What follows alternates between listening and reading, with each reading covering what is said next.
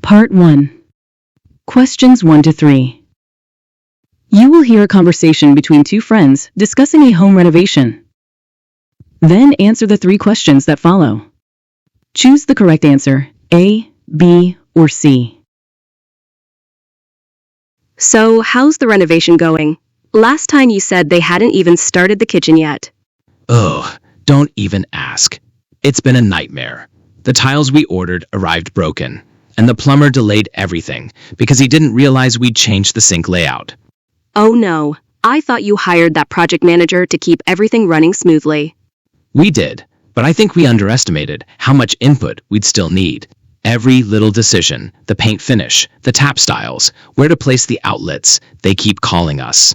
That sounds exhausting. Have you had to live in the house while all this is going on? Unfortunately, yes.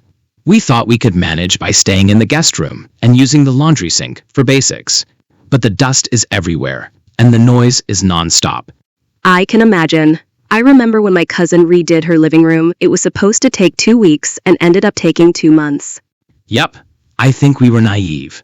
We thought, because we weren't changing the whole layout, it would be quick. But it turns out, even replacing cabinets can open up a can of worms. Are you at least happy with the parts that are done? The living room looks great now, actually. We went with those deep blue walls you suggested. They add so much depth to the space. I told you. And the kitchen, any idea when that'll be done? Supposedly by next Friday, if the electrician shows up this time. But I'm not holding my breath. I feel for you. But once it's all done, I bet it'll be worth the headache. I hope so. Right now, I just want a functioning stove and to stop stepping on nails in the hallway.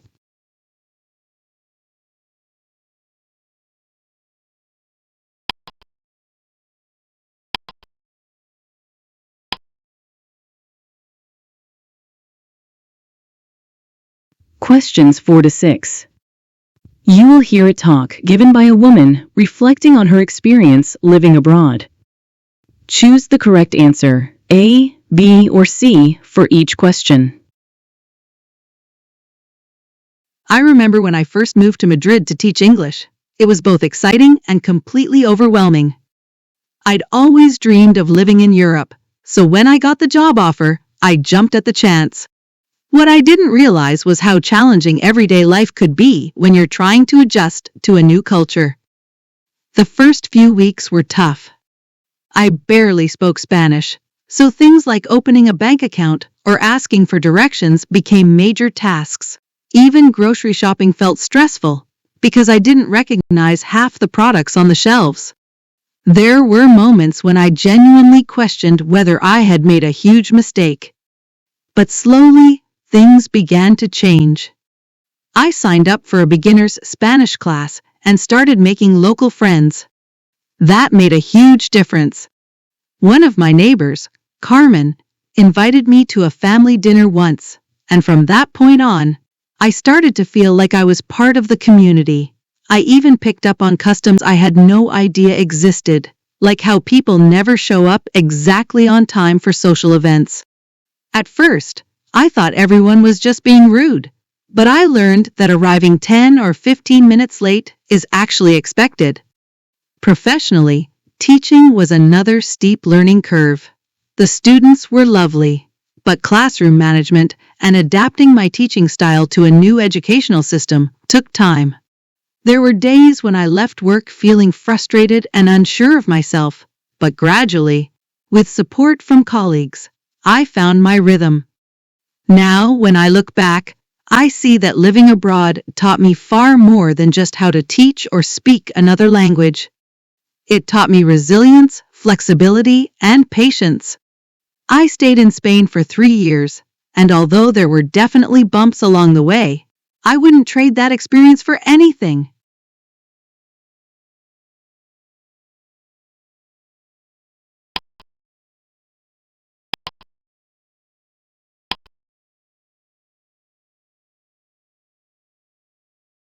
Questions 7 to 10. For each question, choose the correct answer. 7. What is the man's main reason for buying new shoes? I can't believe you bought another pair of running shoes. That makes how many this year? 3. But I really needed them. The last pair was giving me serious blisters every time I went jogging. My heels were so sore, I could barely walk afterward. Still, couldn't you have waited a bit longer? Not really. These new ones have better arch support, and I'm training for that charity run next month.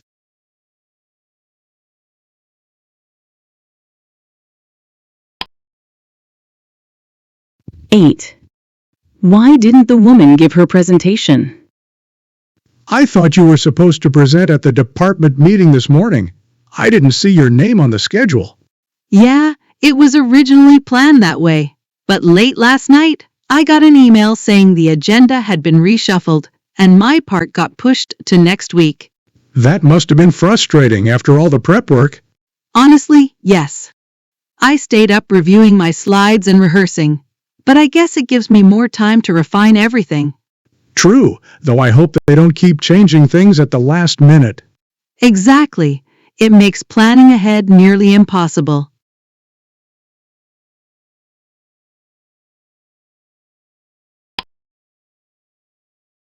Nine. Why didn't the man enjoy the concert? So, how was the concert? You seemed so excited about it yesterday. I was, but it didn't quite live up to my expectations. The music was okay, but the speakers were way too loud, and the sound quality was kind of distorted. Plus, my seat was behind this really tall guy, so I could barely see the stage. That's disappointing. Yeah, it really took away from the whole experience. I probably would have enjoyed it more watching a live stream at home.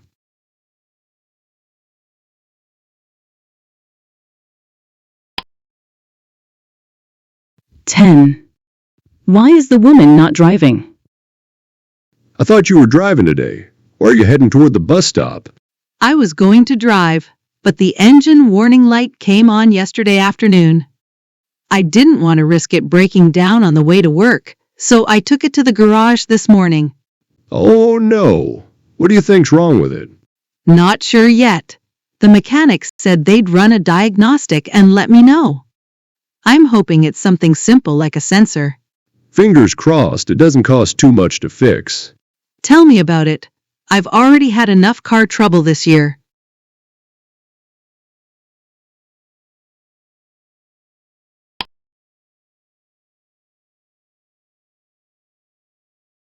Part 2. Questions 11 to 15. You will hear a tour guide talking to a group of visitors. Choose 5 letters, A to H. What 5 activities or features does the guide mention in the tour? Welcome, everyone, to Rosewood Castle. I'm Benny, your guide for today. We'll begin our tour in the main courtyard, where I'll give you a brief history of the site before we move inside. Now, I should mention that photography is allowed in most areas, except the chapel, where flash could damage the centuries-old artwork. As we enter the Great Hall, you'll see portraits of the noble family who lived here during the 16th century. Many visitors enjoy sketching or journaling here. It's a peaceful space filled with natural light. After that, we'll climb the North Tower. It's a bit of a hike over 100 steps, but the panoramic view of the valley is well worth it. If anyone prefers not to go up, feel free to explore the herb garden instead. It's just to the right of the staircase. Later, we'll head into the armory room, which houses real weapons and armor used in battle. Kids especially enjoy trying on the replica helmets. Yes, even adults can give it a go.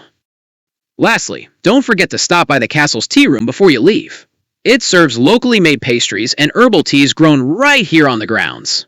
And of course, the gift shop is just beside the exit, stocked with handmade souvenirs and history books. Please stay with the group and don't hesitate to ask questions along the way. Let's begin!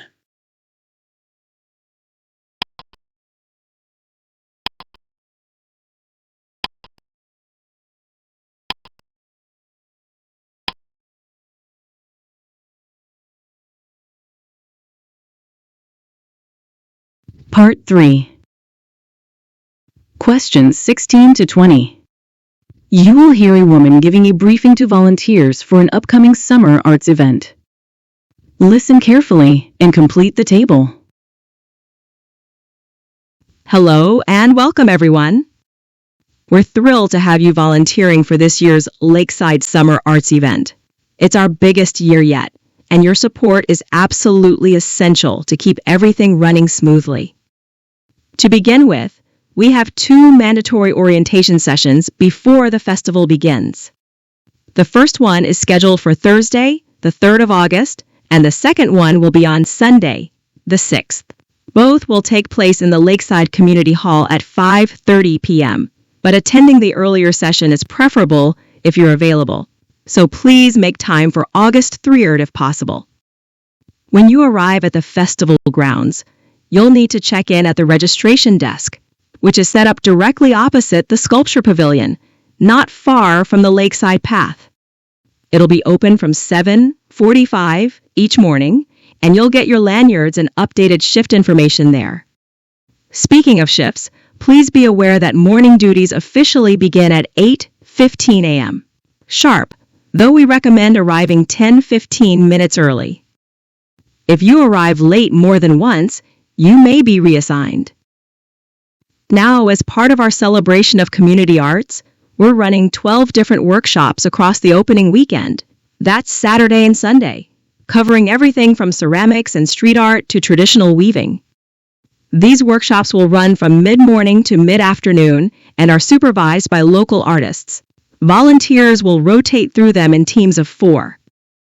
A quick note on conduct: phones must be kept on silent at all times while on duty. You can only use them during scheduled break periods and only in the designated rest areas. We take this seriously because many attendees have asked for a relaxed, tech-free environment. Lastly, don't forget your volunteer t-shirts. They're navy blue this year, and bring a refillable water bottle. We are aiming for a zero-waste event.